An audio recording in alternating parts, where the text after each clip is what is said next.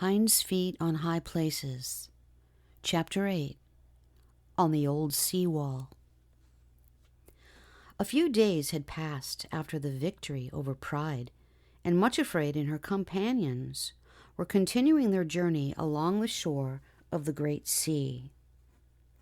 One morning, the path unexpectedly turned inland again, and they found themselves facing back over the desert in the direction of the mountains, although of course they were too far away to be visible.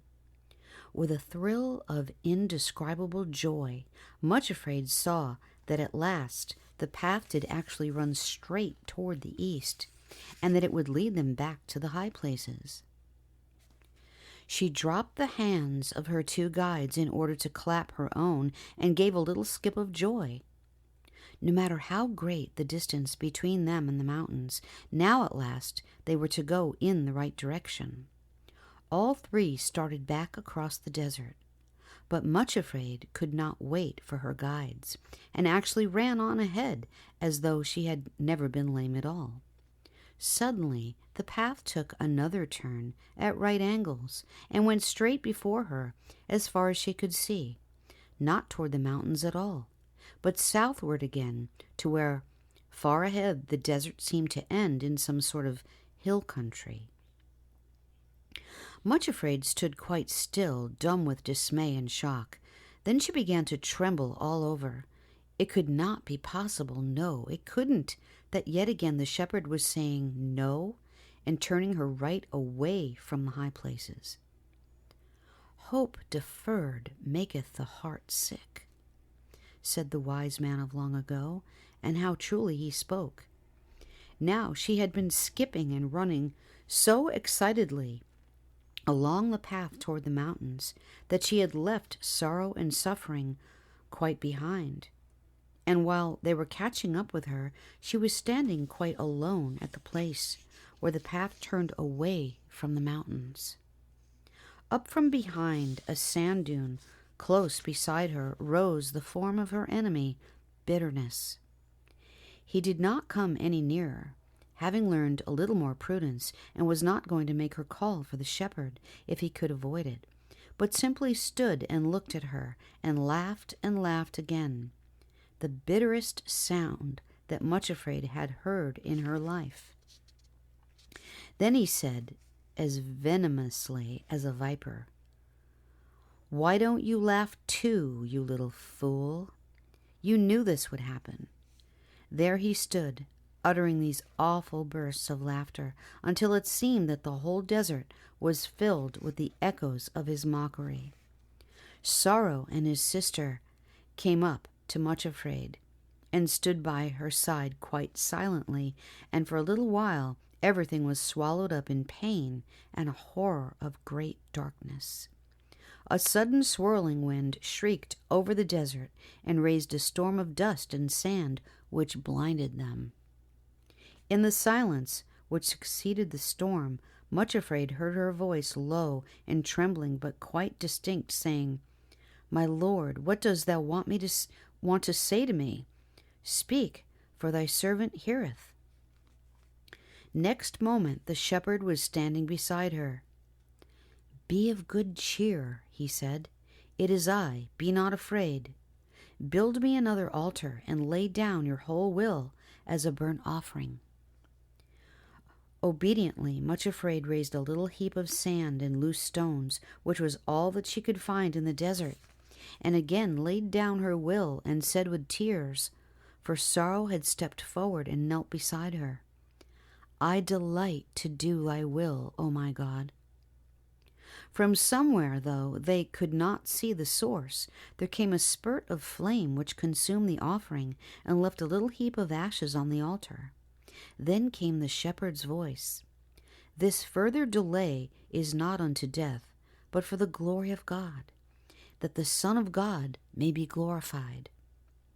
Another gust of wind sprang up and whirled the ashes away in every direction, and the only thing remaining on the altar was a rough, ordinary-looking stone, which Much Afraid picked up and put into the bag with the others.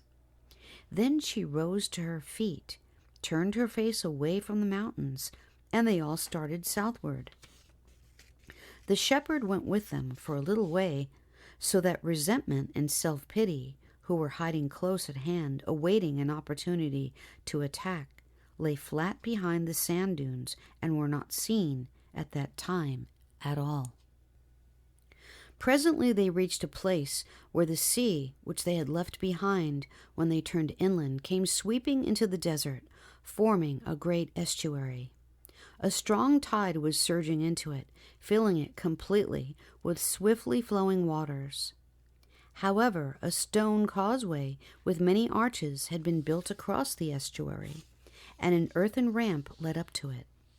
The shepherd led Much Afraid to the foot of the ramp and told her to follow this path across the sea.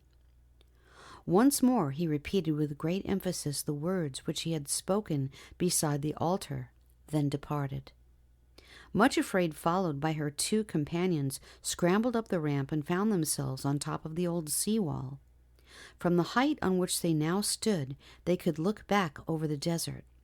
On one side was the sea, and on the other, so blurred with distance that they could not be sure if they really saw it, was a haze which might be part of the mountains, or was it only wishful thinking?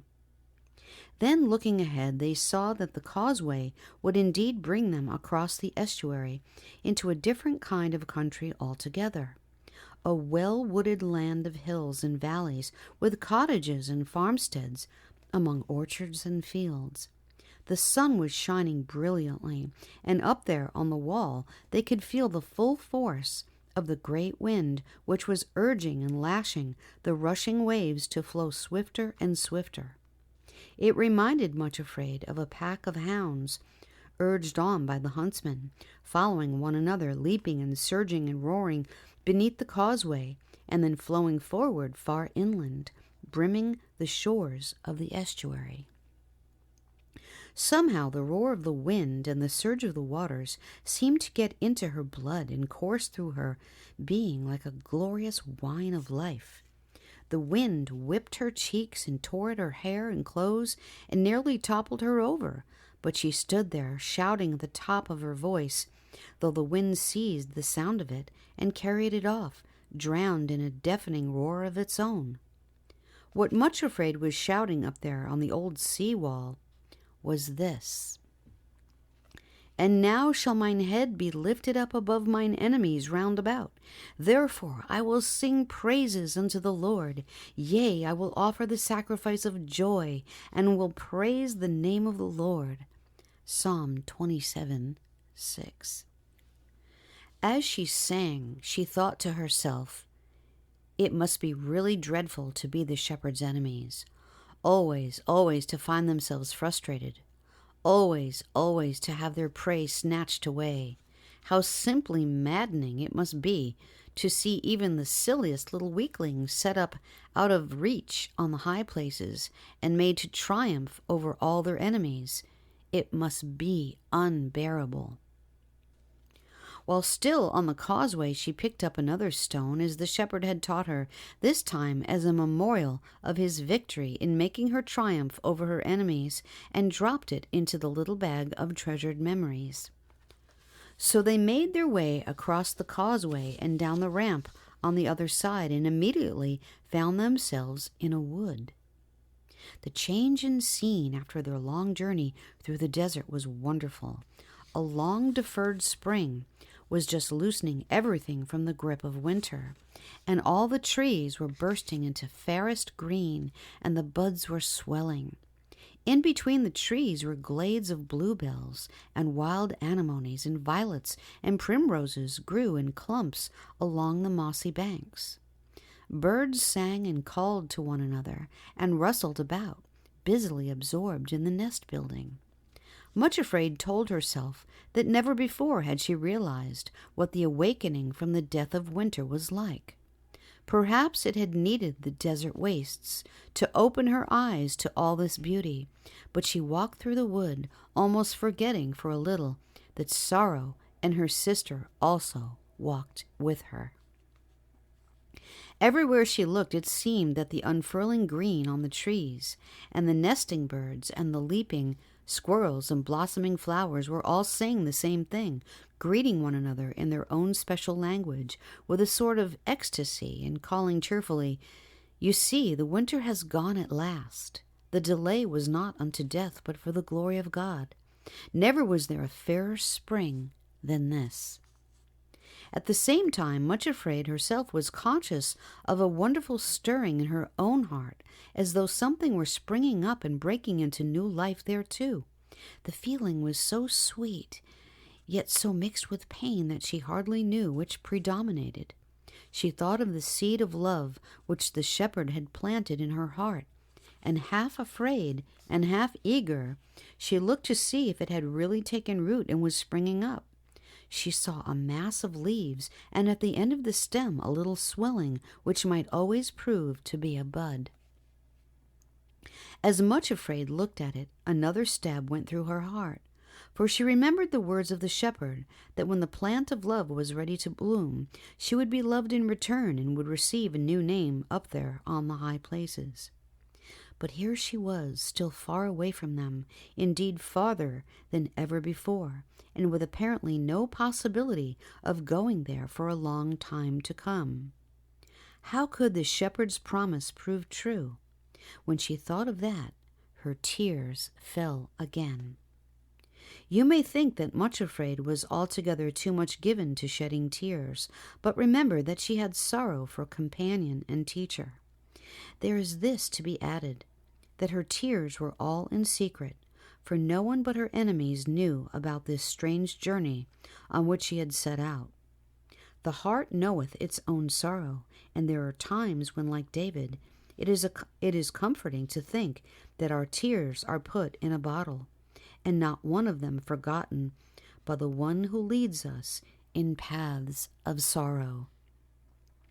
But she did not weep for long, for almost at once she caught sight of something else, a gleam of gold. Looking closer, what should she see but an exact replica of the little golden flower which she had found growing near the pyramids in the desert. Somehow it had been transplanted and was actually growing in her own heart. Much Afraid gave a cry of delight, and the tiny golden thing nodded and said in its little golden voice, "Behold me, here I am, growing in your heart. Acceptance with joy." Much Afraid smiled and answered, "Why, yes, of course, I was forgetting." And she knelt down there in the wood, put a pile of stones together and laid sticks on them. As you have noticed, altars are built of whatever materials lie close at hand at the time. Then she hesitated. What should she lay on the altar this time? She looked at the tiny swelling on the plant of love, which might be a bud, and again might not. Then she leaned forward, placed her heart on the altar, and said, "Behold me, here I am, thy little handmaiden, acceptance with joy, and all that is in my heart is thine." This time, though, there came a flame of fire and burned up the sticks. The bud was still on the stem of the plant. Perhaps, thought Much Afraid, because it was too small to offer. But nevertheless, something lovely had happened. It was as though a spark from the flame had entered her heart and was still glowing there, warm and radiant. On the altar, among the ashes, was yet another stone for her to pick up and put with the rest. So now there were 6 stones of remembrance lying in the bag she carried going on their way. And in a very short time they came to the edge of the wood, and she uttered a cry of joy. For who should be standing there, waiting to meet them, but the shepherd himself? She ran toward him as though she had wings on her feet. "Oh, welcome, welcome 1,000 times, welcome," cried Much Afraid, tingling with joy from head to foot. "I am afraid there is nothing much in the garden of my heart as yet, shepherd, but all that there is yours to do with as you please." "I have come to bring you a message," said the shepherd. "You are to be ready, Much Afraid, for something new. This is the message. Now shalt thou see what I will do." Exodus 6, verse 1. The color leaped into her cheeks, and a shock of joy went through her, for She remembered the plant in her heart and the promise that when it was ready to bloom, she would be up on the high places and ready to enter the kingdom of love. "Oh, shepherd," she exclaimed, almost breathless with the thought, "do you mean that I am ready to go to the high places at last? Really, at last?" She thought he nodded, but he did not answer at once, but stood looking at her with an expression she did not quite understand. "Do you mean it?" she repeated, catching his hand and looking up at him with almost incredulous joy. "Do you mean you soon will be taking me to the high places?" This time he answered, "Yes," and added with a strange smile, "Now shalt thou see what I will do."